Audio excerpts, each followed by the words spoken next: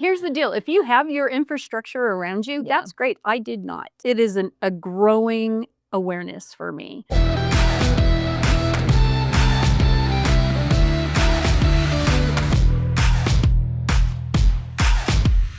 Welcome back to the Grindcast. So today's episode is for all you coffee lovers. We're sitting down with Lori Hanna, the powerhouse behind Perks. Since 2003, she's been serving award-winning coffee, but for her, it's more than just a great cup. It's about quality, community, and giving back. Lori roasts 100% of Perks coffee in-house, sourcing only ethical, sustainable beans. Get ready for a fun, high-energy conversation. Welcome to the Grindcast, Lori Hanna. Well, thank you very much. That was all day. So thanks for coming out. We're so excited for this one there, especially for the coffee lovers. The coffee guys are gonna really enjoy this one. That's awesome. So tell us a little bit about Perks and where you're at right now. Like, Sure. I know you've got six locations. We have 7. Well, we have 6. Plus, we have a licensing agreement with a local donut shop, the Donut Run. Oh, So that makes a 7th. Okay. That makes a 7th. that's cool. Yeah, I didn't know that. Yeah. Okay, awesome. I love it. I always see lines there, and everybody just swears by it. It's good stuff. We've been doing it for 22 years. Well, let's see. Yep, 22 years. It feels longer, but 22 years, and we've grown with the community, really. Yeah. When we started, there was one traffic light. Oh my gosh. Oh wow. I really remember that moving into town. I only saw one. So anyway, here we are today, and look at the big old place we are. Yeah. This is terrible. And that was just 20 years. This was 20 years ago. There was 22. one. Well, we moved here in 96. Okay. So I guess Okay. let me back up. Okay. 96. I only remember one traffic light. Okay, so in 2003, there might have were a been few 2. more, yeah. I mean, it's funny how much St. George has grown so much in the last 20 years, and I remember coming down about 20 years ago as well. It was just a completely different place than what it is right now. Absolutely. Yeah, it was awesome. And yet still awesome. Right. Yes. So that's great. Yes, for sure. So if we go back a little bit, like, how did you get into coffee? It's really kind of strange. Okay. I wasn't a coffee person growing up. Like, my family was Maxwell House, the spoon stood up in the cup and Yeah. that kind of a thing. Didn't really like it. But when I was working for the jail, I was a deputy sheriff's deputy, and I worked in the jail, and I worked graveyards, and I started enjoying coffee. Okay. So Makes I'd sense. done that for about 4 years, and an opportunity came up to buy there was a little converted snow cone shack down by the hospital they were selling, and terms were good. I was a single mom and decided to take the plunge, and here we are. So Wow. big family business. We've got both of my adult sons, my daughter. We've had various family members working from time to time. And we're just our own little community with our baristas and love what we do. Yeah, that's awesome. I love Perks coffee. Thank you. And just to clarify on your intro, though charming as it was, Brandon is the main roaster, and that man knows what he's doing. He is the biggest science coffee nerd ever.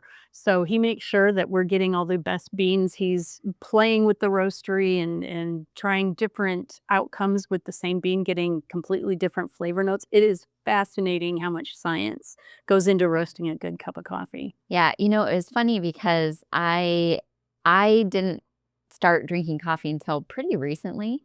Obviously, like, I have a love for food, and like I try to have a good palate, right? But like it wasn't until I started drinking your coffee that I was like, oh my gosh, like, there is definitely a difference between quality beans and not quality beans. And so that was when I was like, wow, now I really don't like the other ones. Well, and you can start with excellent beans, and if you're not treating it right in the roast Yeah. process, then it's Yeah. all for nothing. So to be able to stay on top of that and keep repeating that process Yeah. is where the magic happens. Yeah, it's incredible. I mean, definitely a difference. So. Yep, Brandon and my other son, Matt, both have worked in the roastery. It's Brandon's baby, and it's just fun watching him get excited about new offerings that he's able to bring in and tease out different flavors. Yeah, that's me. Where was your first location? It was at the Harmon's location on 700 South. Okay. That was a tiny little 8x8 converted snow cone shack. Okay. And we just came out gangbusters. And, at that time, it was 2003, there was not a lot of support. There were some other coffee shops in town, But I remember there was a real negative, Yeah, that makes sense. like, you're wasting your money. Why are you doing this kind of a thing? Because the demographics were different, right? Sure. But gosh, we came out and just we were loved and supported by the community, and it's just been a really love relationship for us. You and I were talking off camera that the satisfaction for us is impact. Like, it's great to make money, and I would love to do more of that. But just knowing that we are legitimately impacting people's days, sometimes on a very superficial level, other times in a very deep and meaningful way. Yeah. Really come to love and care for a lot of our regulars, and just being alongside of them as they go through life's ups and downs. That's a responsibility that we really enjoy taking on and take it seriously. All through a cup of coffee. Yeah. I can totally relate to that. Yeah. So that was one of my favorite things, at the bakery was the customers. And I think the uniqueness of like coffee and dessert is Sure. that we don't get the hangry people. Right. We're like satisfying a craving. People want to be there, right? and Exactly. and they're willing to wait, Absolutely. So that part of it's great, but I can totally relate to like just improving somebody's day and like that satisfaction behind that. So Yeah. That's where it's at for us. And then, on top of that, I think we both, can relate to the feeling of like just supporting the community, like Absolutely. through business and through the impact. So Absolutely. What was that first week like when you first opened? Did you have many employees? Was it like, No. I'm trying to figure this out. Like, Yeah, I no. just turn the sign on and hope people come. Like, what was That honestly, that was like it. So when I did this, I still kept my job at the sheriff's office. I was the director of inmate programming. So it was kind of like a 9 to 5, Monday through Friday. So I would go to the coffee shop. I would open at that time we were opening at 5. The hospital had just opened. Okay. So we were trying to catch the staff on their way in for shift change. And I would go and stay there till 8:30, and then feet down the hill to Purgatory and do that. I had 2 employees, a couple of lady friends of mine, and they would come in and work. And I remember specifically the first day I was working at my job at Purgatory, and I had a call come in, and it was Grace. She's like, "You're not going to believe it. We're at $400. And I remember that just being such a great milestone. We were so excited. And then it was probably, I did that for a year, the back and forth. And then after that, it was like, okay, I can support my kids doing this. I was a single mom at the time, and it was scary as heck. But yeah, I was winging it, just winging it. But there are so many good resources to educate yourself that while I was at that time happy with just kind of candy coffee, a lot of our specialties had a lot of sugar in them and stuff at that point. As we grew, the kids were really instrumental in like, let's do this right. So I give a lot of credit to them for pushing us into exploring the different coffees and really how to be a good partner, an ethical partner, and a meaningful partner in this business of coffee. So yeah, it's been a tremendous learning curve for me, but I've had the love and support of everybody around me pushing us and helping to guide. So definitely not a one-person show here, that is for sure. When you first started, did you know that it would become your full-time thing, or did you just think like this is just going to kind of supplement, it's going to help me out a little bit? Again, single mom, I had this secure job with retirement and insurance. yes, benefit. And I thought, okay, this would be a good supplement. We'll see where it goes. And then the more, so I really like people and I like to help. And I think that's what drew me to law enforcement to begin with. But one thing about law enforcement is it is a paramilitary organization, and you're supposed to follow rules and you have to follow direction, and you don't really have an opportunity to ask why. They'll tell you when they feel it's appropriate. And this is not a bag on law enforcement at all. This is me and my personality. I will be happy to do anything you ask, but I need to know why. So that is not really conducive in that environment. So I knew that wasn't going to work out. So then I turned my attention more to the coffee shop. Like, is this viable?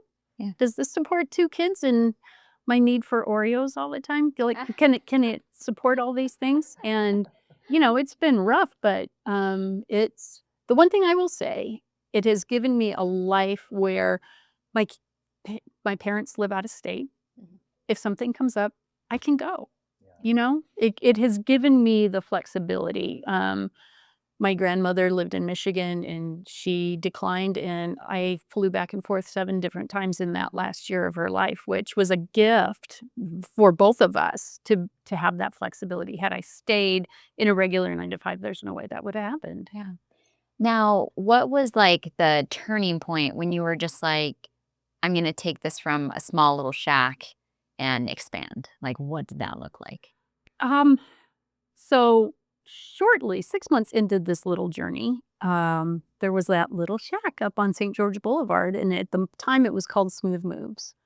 And I'm already seeing what's happening at my little shop at the other end of town, and we legitimately were profitable right out of the gate. That's awesome. It is weird. I had no right to be profitable, but I was.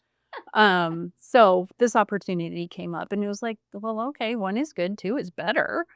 And so that's kind of what started it. And then it just people reaching out to us. How about, would you be interested in getting a place over here, over there, that kind of a thing. So we did it. I have thoughts about that. I would say we have all these locations, and that's fun, and then it's not. Growth mindset has to be managed, and it's not just buckshot. And to that point, we will be reassigning some assets at one of our locations to invest heavier in better locations. So I think really doing your due diligence and not just trusting your heart about a space that feels good. Like, you really need to look to make sure it's going to meet the needs of the guests that you're serving, the demographic you're reaching out to, and what you're going to be able to honestly and legitimately pull out of that location. So more thought would have been nice a couple of times. Yeah, I've talked to a few people who have expanded to multiple locations, and I know sometimes that second one can make or break, right? And then it can go downhill really fast. Right. But 2 was great. that's good. 3 was good. 4 was a little stressful. 5 made me think. 6 was stupid. Okay. It's just, here's the deal. If you have your infrastructure around you, that's great. I did not. I still do not. It is a growing awareness for me. I didn't get a business degree. I didn't have all of the foundational information I think that a lot of entrepreneurs, rightly so, have before they start something. So in some regards, I've been playing catch up. And again, I've got a team full of grace, if not a little frustration with me. But through that, we've been able to readjust and make better choices. That's great. Yeah. When you decided to leave the 9 to 5, did you have the 2 locations at that point in time? I did. Or 1? Okay. I had 2. Okay. Yep. My sister-in-law was working with me at the time. We were partners at that point. So, and she's very analytical, very, very, very analytical, where I'm like, 80%, woo! That sounds great. So it was good then. She really helped me develop systems so that I could keep track of noticing, are the trends working, and, is it to our advantage or not, and that kind of a thing. So bless her heart, she gave me a lot of good foundational information at that point, which helped moving forward. Now, what would you say, like, was it a lot of like word of mouth that spread, or did you have like specific like marketing tactics? Like, what helped you grow? I think it was word of mouth more than anything. Again, having the connection to law enforcement, that helped. I mean, really, a lot of our clientele were law enforcement, and then through that, we also were strategically placed by high schools. So we had a lot of high school traffic coming in. So we did market a lot to the high schoolers back then. And again, we had more of that candy coffee is how I would refer to it. It scratched your itch, right? So but now it's like we're into the art, we're into the culture, we're into the quality, and far more than we were at that point. What was it like when you finally made that decision to let go of the 9 to 5, and then you actually did it? Was it just completely terrifying? Was it like, did you like, okay, I've got enough of a base here now, it's going, I'm good? Like, how it was like, I knew that if I didn't do it, I'm like, I just needed to close my eyes and do it. okay, Um, I love that. I did not have a, but okay, honestly, I'll just be super honest with you. The only thing I think that made it possible for me to make that decision at that time, the kids were young, and I knew there was a health insurance program available for the kids. So I needed that safety net. I needed that safety net. Knowing that they qualified for that, that's how gave me the confidence, okay, I can handle my own whatever happens to me, but the kids will be safe. But then it really was, I'm just going to have to leap because I will not be happy in a 9 to 5. And I wanted to see what I could do. I think, a lot of us feel like we're special growing up. We're meant for great things and we've been told that, but nobody bothered to tell us how. And I'm guilty of the same with my kids. Yeah, you can do it. Well, I'll figure it out. But I felt like this was an opportunity to test myself and to hopefully grow something that would be a blessing to my family and the community, right? And in some ways that worked. In some ways it's been really hard. I would caution entrepreneurs with young kids that just keep in mind what's really important, because I lost sight several times. The kids will tell you, we might be on our way to the movies and then somebody called and, hey, this pump went out.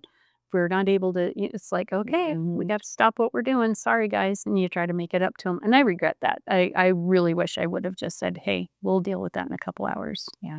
Put the sorry, we're closed for a minute sign up.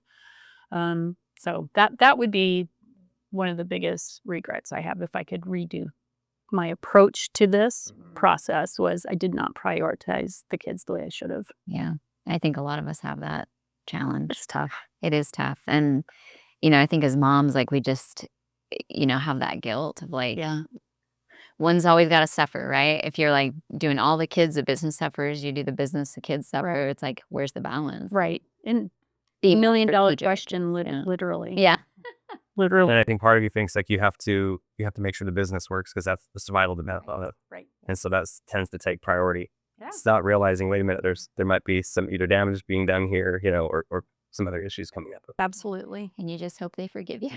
Right.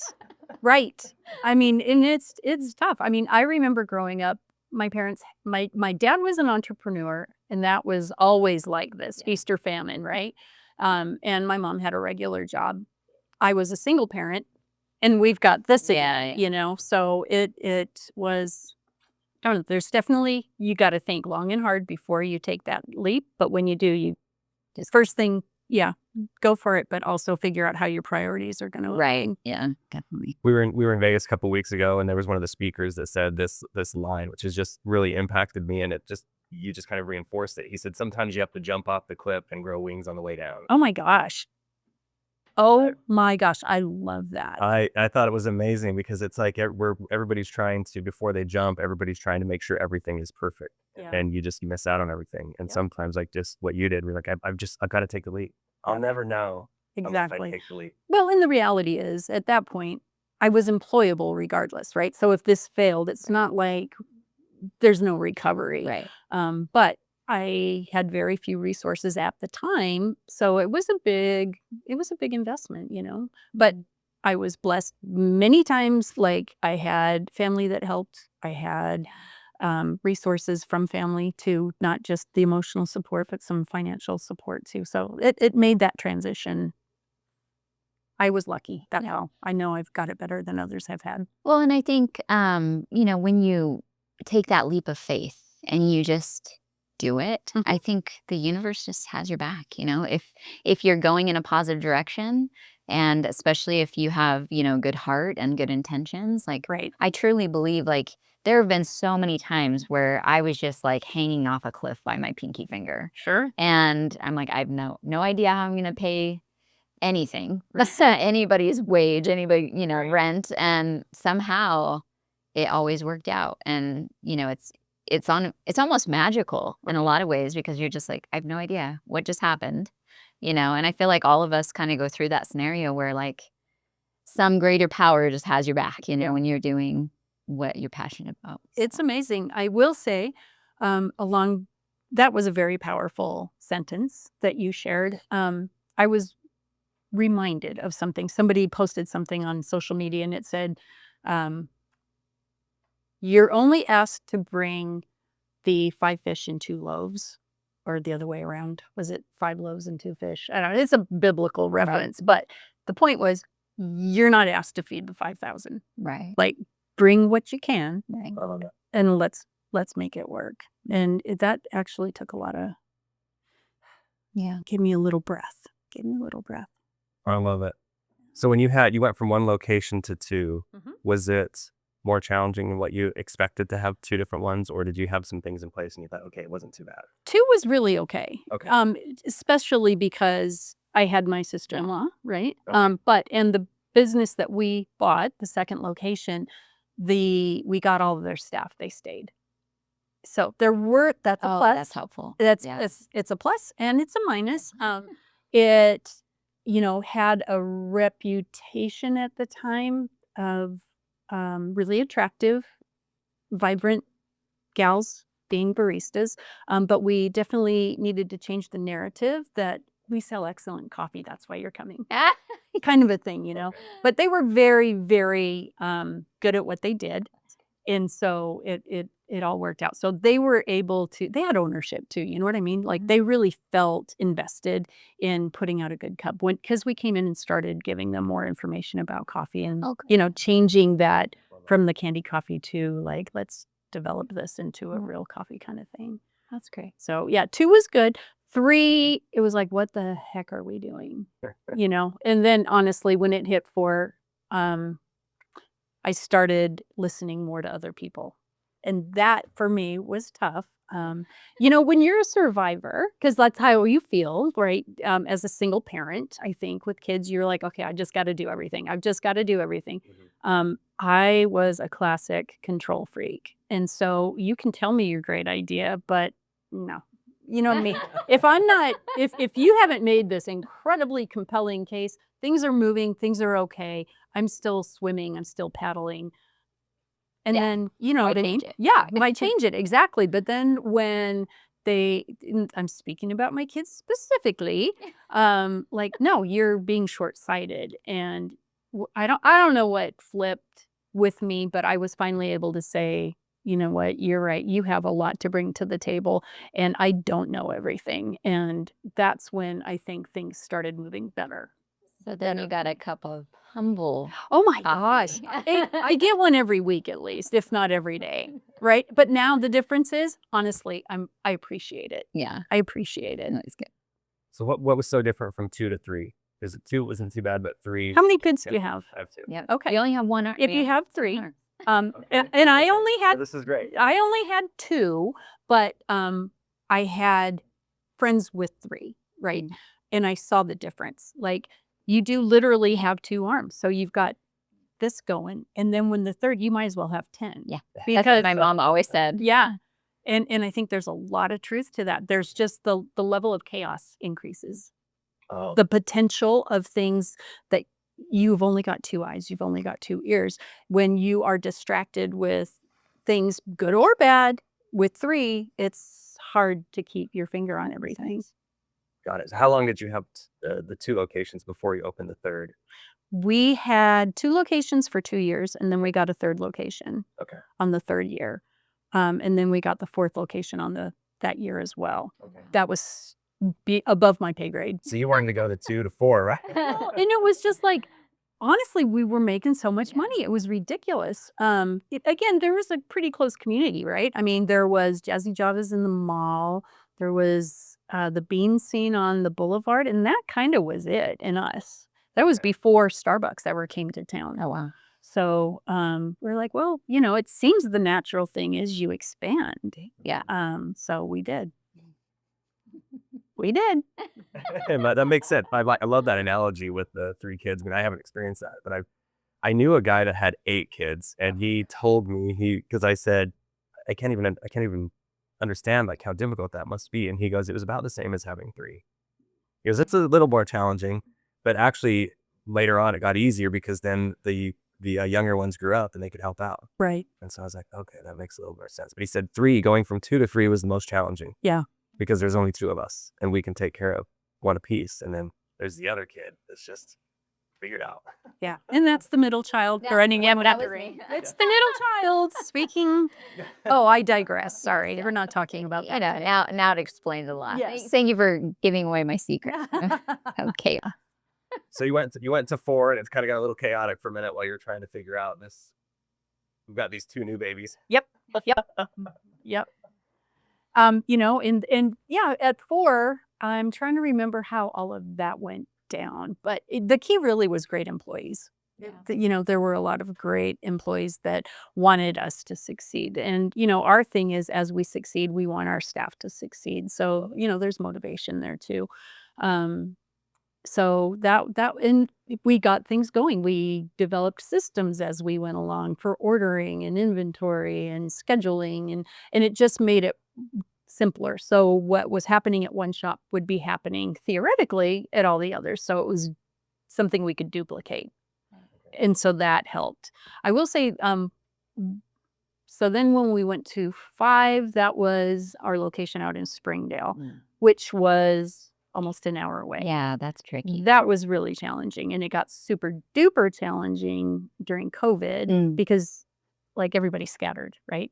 But we still needed it once everything opened back up, we needed to rebuild that. And I was living in Santa Clara at the time.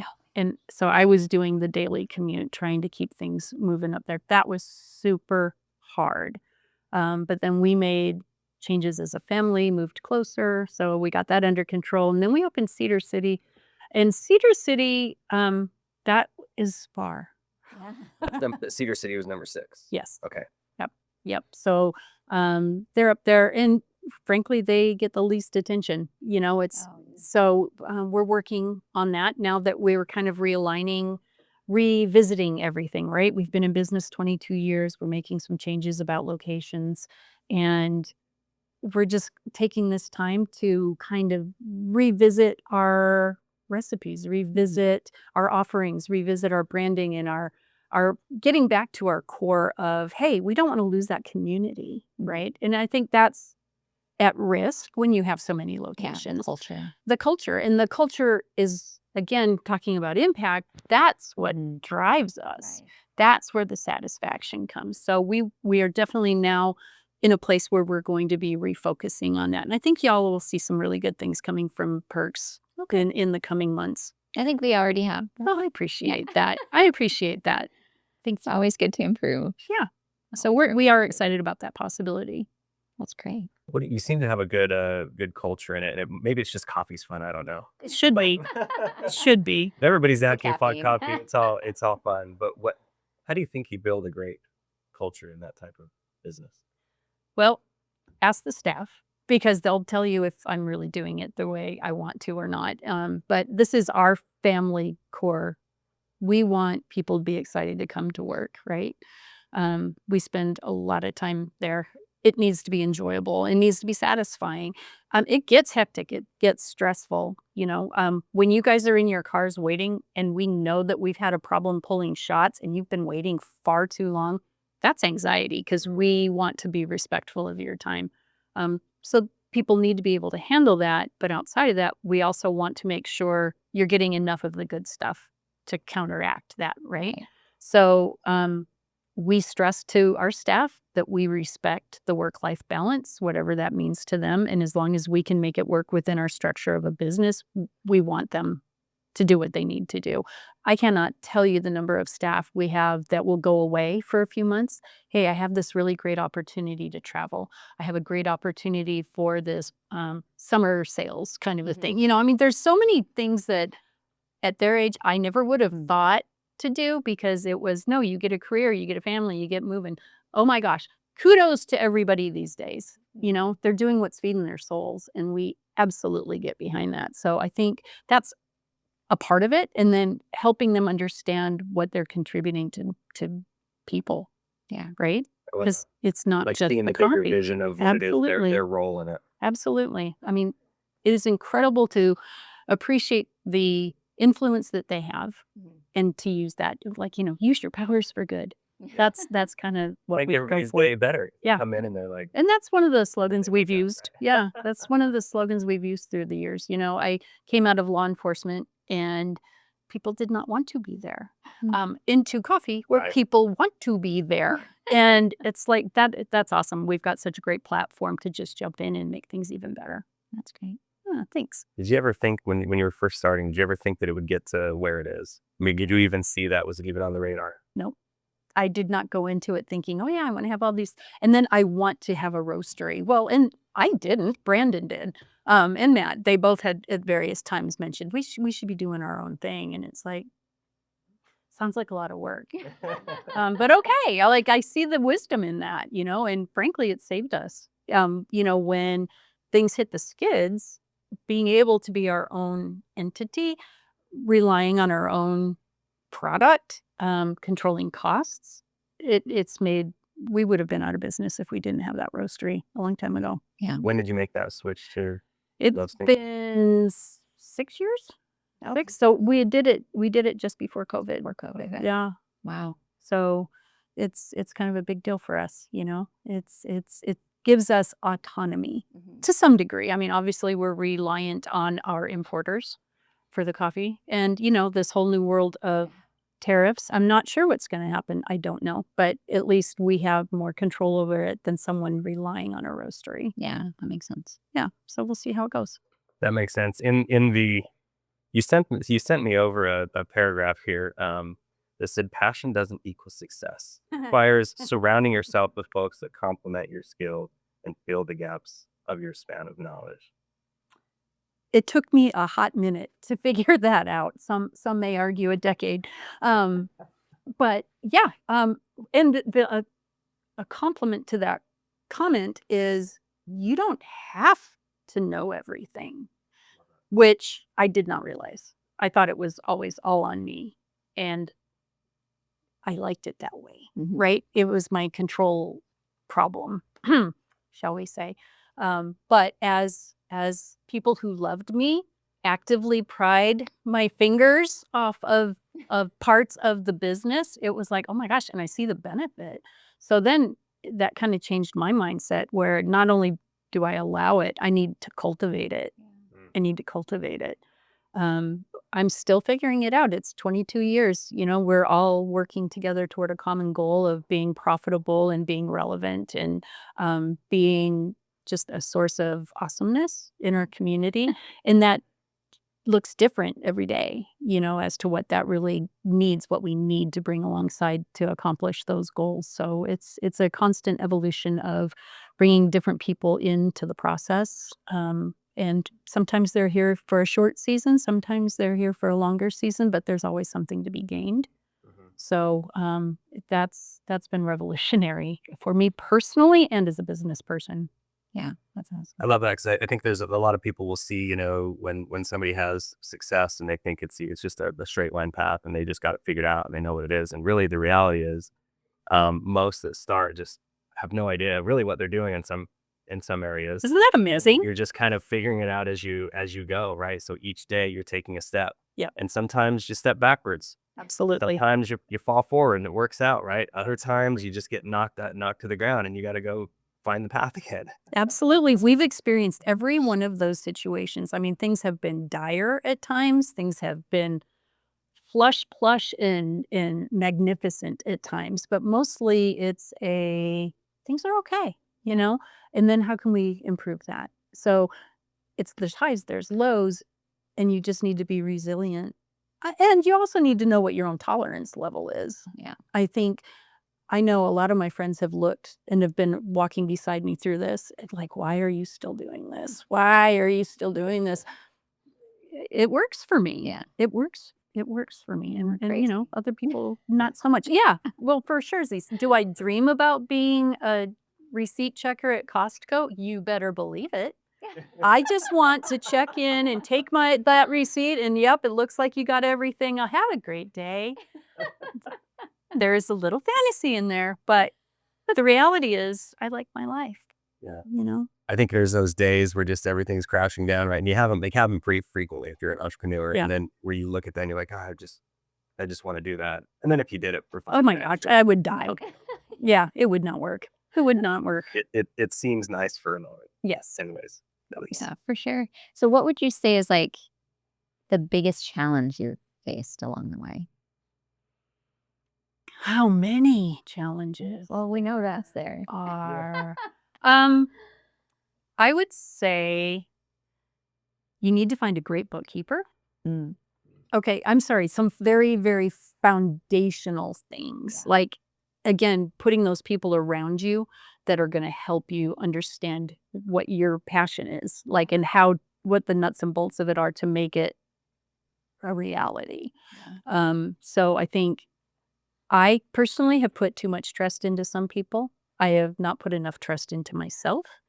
And then there are other times I haven't put enough trust into people. So, if you've got time for like a therapy session, there's a lot of self stuff that I think you have to work through Yeah. to be able to cut that clear path. I'm still cutting my path.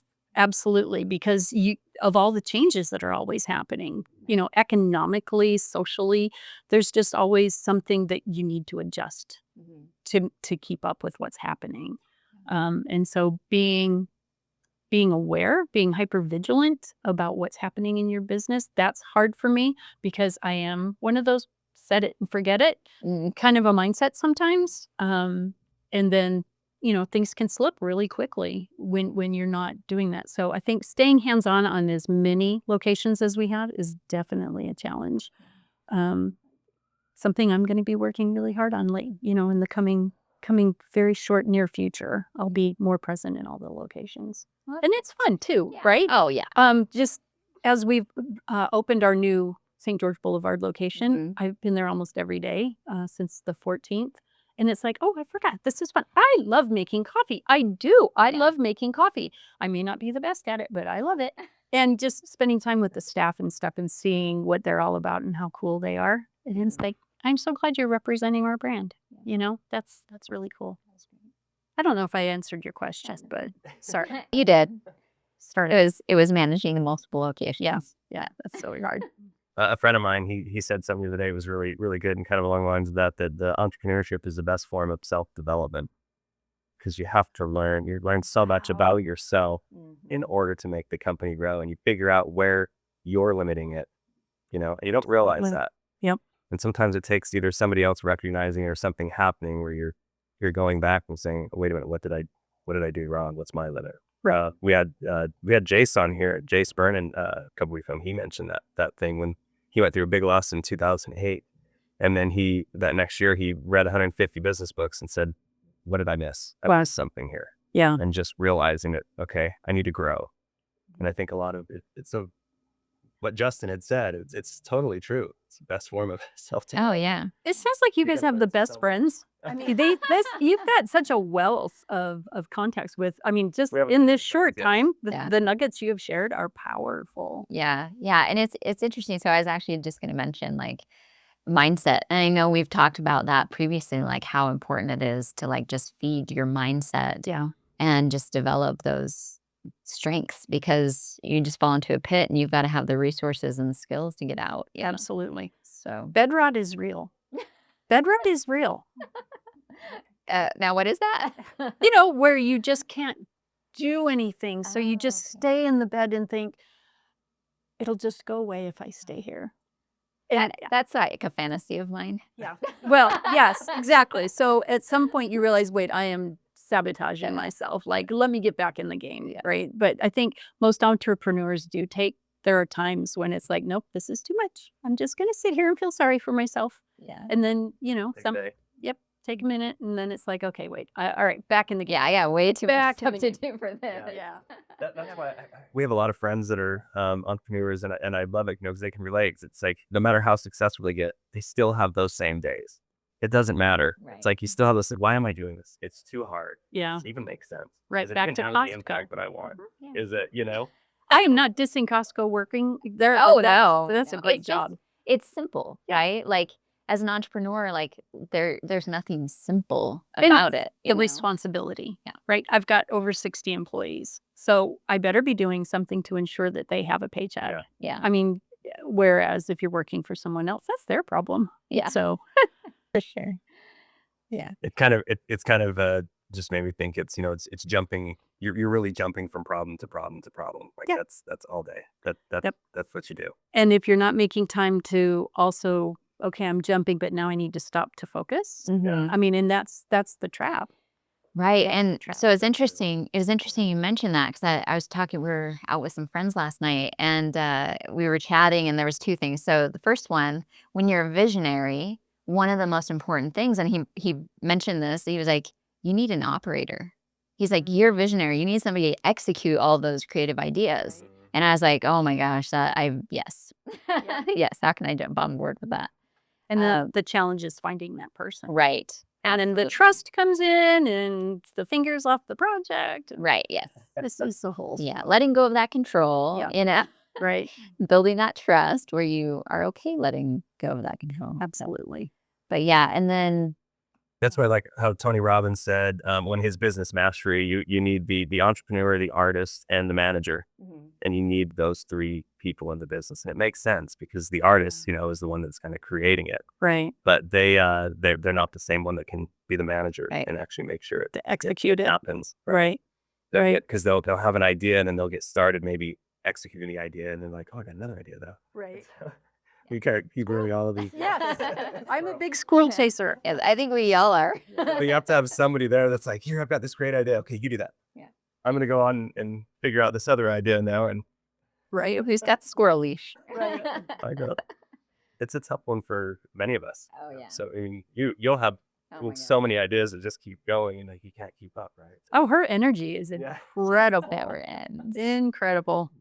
Oh, so the second thing, just really like taking the time to be creative, right? Because we get in this like constant like go mode and we were just chatting about it and we're like, yeah, like my best ideas are in the shower or driving. But Right. if you don't take that time to like just slow down, you don't get that flow of creativity that you need Right. to like keep moving and expanding and growing and changing because there's always going to be somebody who's trying to replicate what you're doing. So you always have to be ahead of that, And so I think that's critical is just allowing yourself that time to just be creative, Right. And prioritizing it if you can. And again, it's a challenge because there are the days when you just want to wipe your hands and move along. I'm a firefighter. Yeah, it's just but then it beckons you back. Yeah. It beckons you back. And it's like, okay, yeah, I can do this again. Absolutely.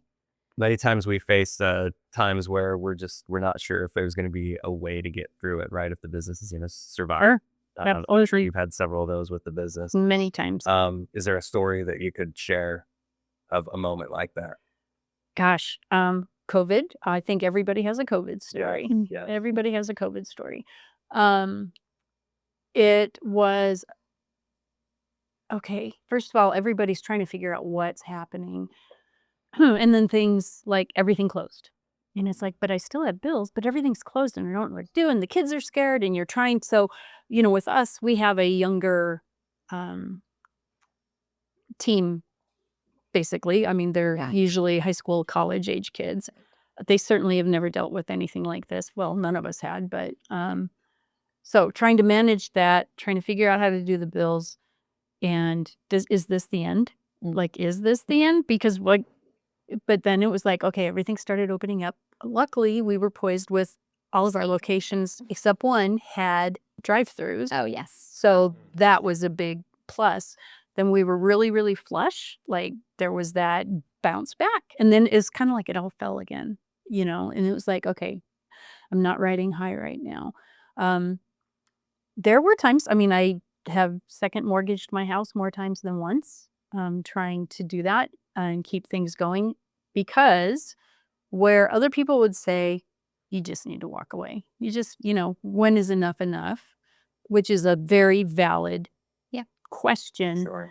It was okay. But if I can get this capital to reinvest into this and start kind of from scratch, like, let's see what happens. And I don't know why, but it keeps working. Yeah. Right. So, I mean, I think we have had really hard times, probably 4 times in the time that we've been open. And it's like, okay, stop. And we've never had like investors. We've never,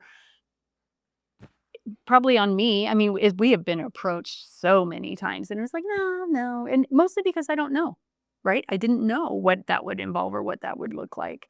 So being self-reliant, I think added other angles of anxiety and stress and whatever. But Like it's all on you. yeah, Yeah.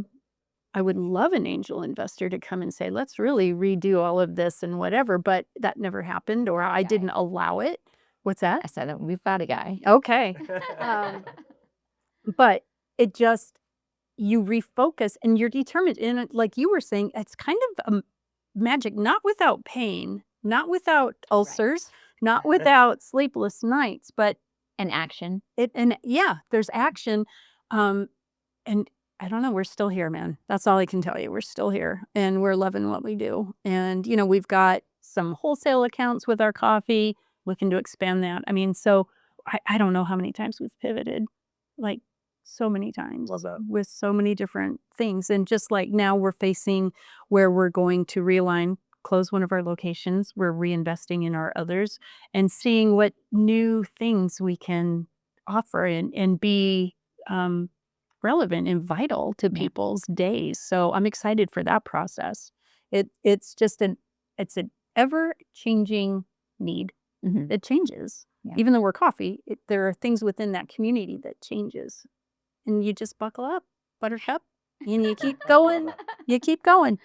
I didn't think about that, but it makes so much sense that even though, I mean, they want coffee every day, right? But there's still going to be some changes within them of what they're wanting, what they're needing. Yep, The absolutely. experience, everything. Yep, we've seen so many different touchstones come and go, really, in coffee, which seems so crazy, but really just, the different brewing methods come in and out of fashion.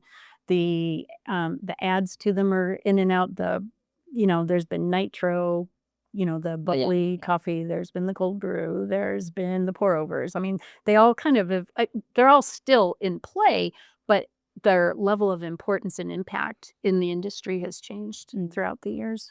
You just got to keep up with it. You mentioned in this the family collaboration.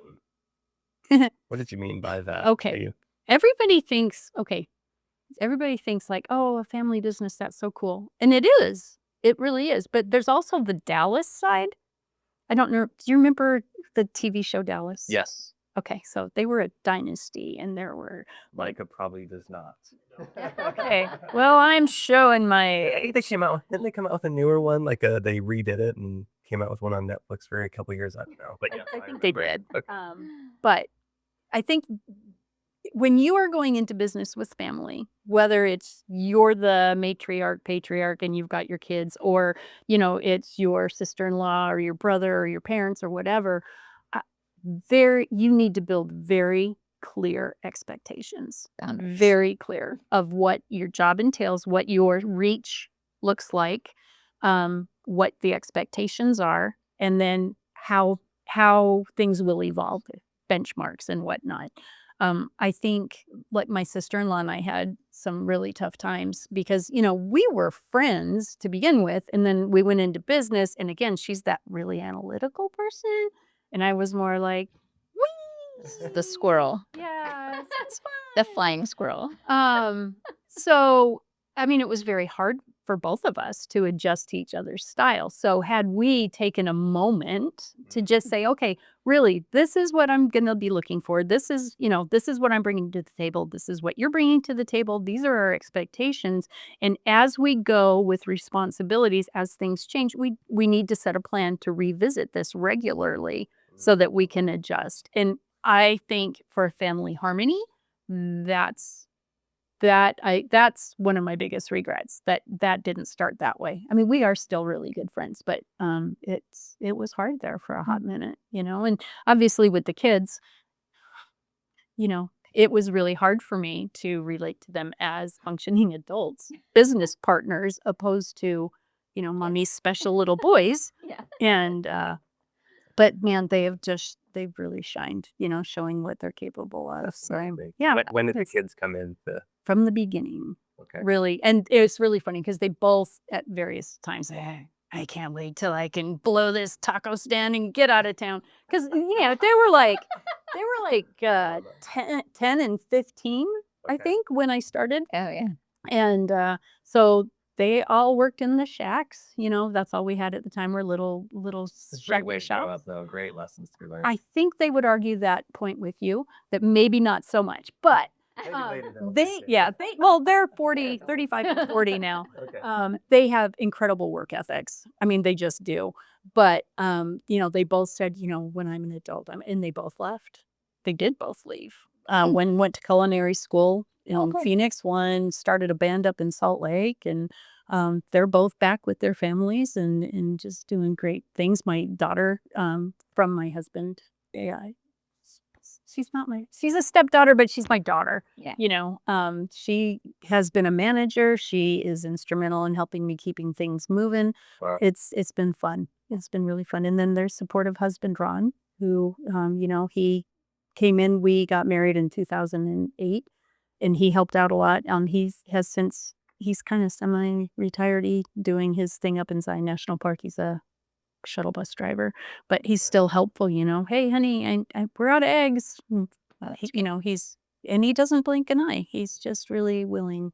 So that to me, being able to see my family so much is wonderful. Yeah. That just blesses me. That's joy, Mhm.